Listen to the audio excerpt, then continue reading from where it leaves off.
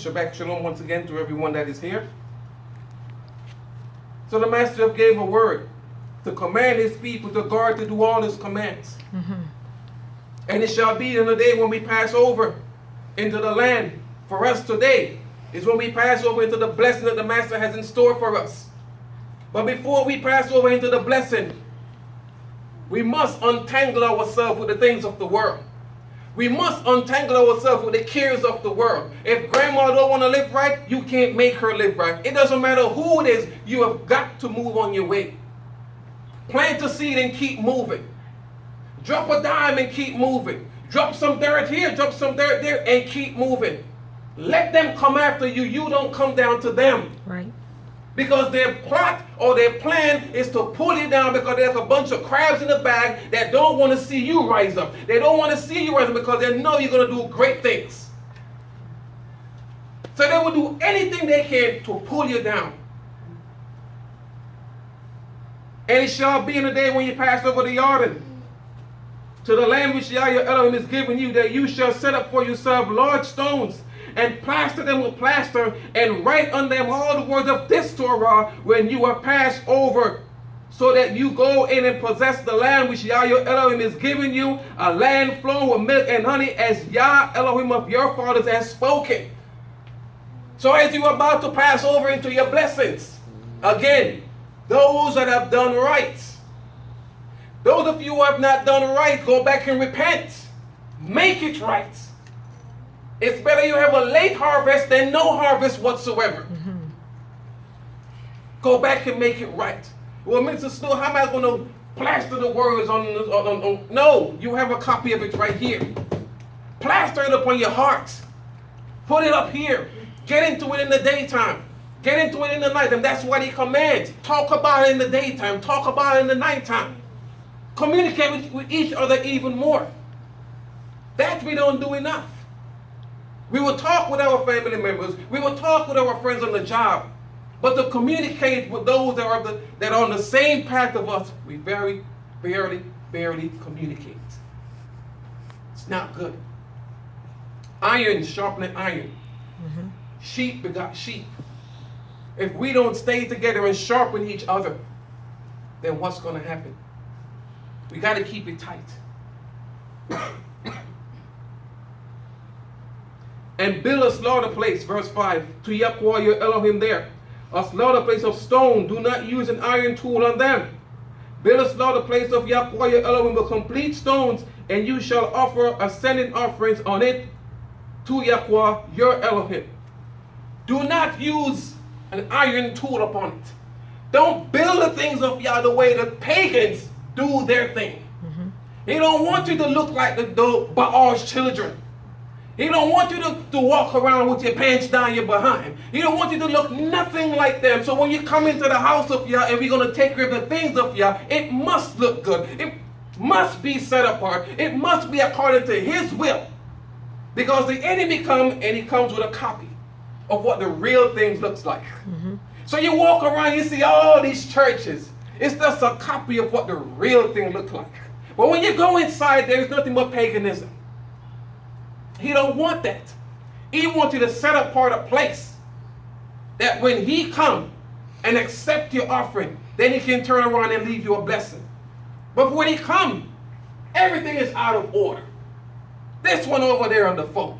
That one over there doing this. That one over there doing that. Where then is righteousness? So again, if we respect his word and respect what he treasures, then his treasures in the heavens will be opened up unto us. But if we don't respect him and what he desires, then how then can we expect to receive a blessing from him? It's not going to happen. And just slaughter peace offerings and eat them and rejoice before Yahweh your Elohim. He wants when we come into his presence that we are rejoicing. But how are we going to rejoice when we're not doing right? Take care of your first fruits. Take care of the poor and the needy. Take care of it. Stop disrespecting your parents. We still got folks that call themselves set apart that talk to their parents as if they're way beneath them. It doesn't matter what your mom did or your dad did.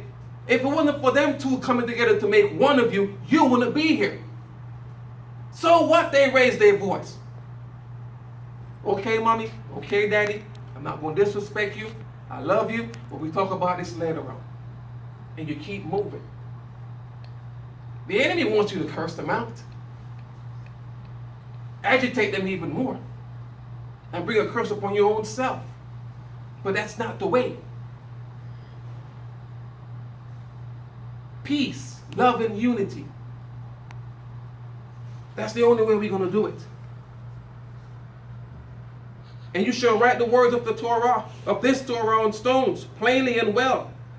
And Moshe and the priests and the Lewites and all spoke to all Israel, saying, be silent. We learned that word a few minutes ago. And hear, Shema, O Israel, this day you have become the people of Yah, your Elohim. This day, again, you have become his people. He have chosen you to be in this house, in this here PowerPac ministry, to be a blessing to the surrounding areas. If it weren't so, you wouldn't be here today.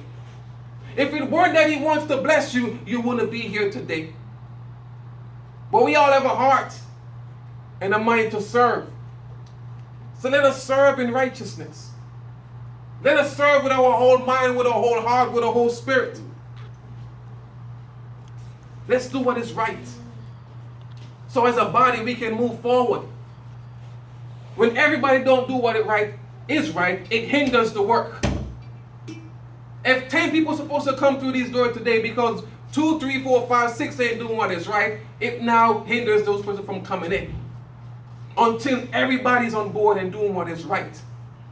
That's when we're going to see the Shemahims open up. That's when we're going to see our people flocking back into the house of Yah. But until then, we got to get it together. So as you're about to pass over into your blessings, again, remember, he said to Dora to do all the commands. His righteousness is righteousness.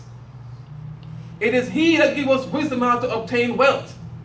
Because when we were out there in the world, we didn't obtain anything but sickness, disease, poverty. Mm-hmm. This one dying of cancer, all kind of sickness and disease we were suffering from. But now we've come in. He said again today, you have become his people. You are his people, his chosen treasure, a royal priesthood, a peculiar people. We were the one that he said that Abraham's seed shall be a blessing to the world. So let's be a blessing to the world. But let's bless the house of Yah. And bless them that is working along with you as well. Be a blessing to them first. And you shall obey the voice of Yahweh your Elohim, and do his command and his law which I command you today. And Moshe commanded the people on that day, saying, and we're going to stop and go down to the bottom. Verse 26, and can we all read this together?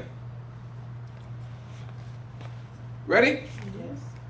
Cursed is he who does not establish the words of this Torah. And all the people shall say, Amen. That's it.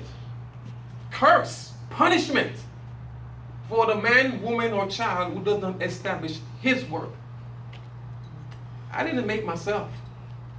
We are his people, the sheep of his pastures. We are the ones to enter into the gates with thanksgiving and into the courts with praise. It's you that he has chosen to be a blessing to the world.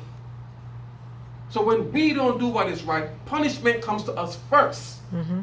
It does not go out to the wicked first. It comes to us first, because he said it's better for you to not put your foot to the plow than to put your foot to the plow and to pull back.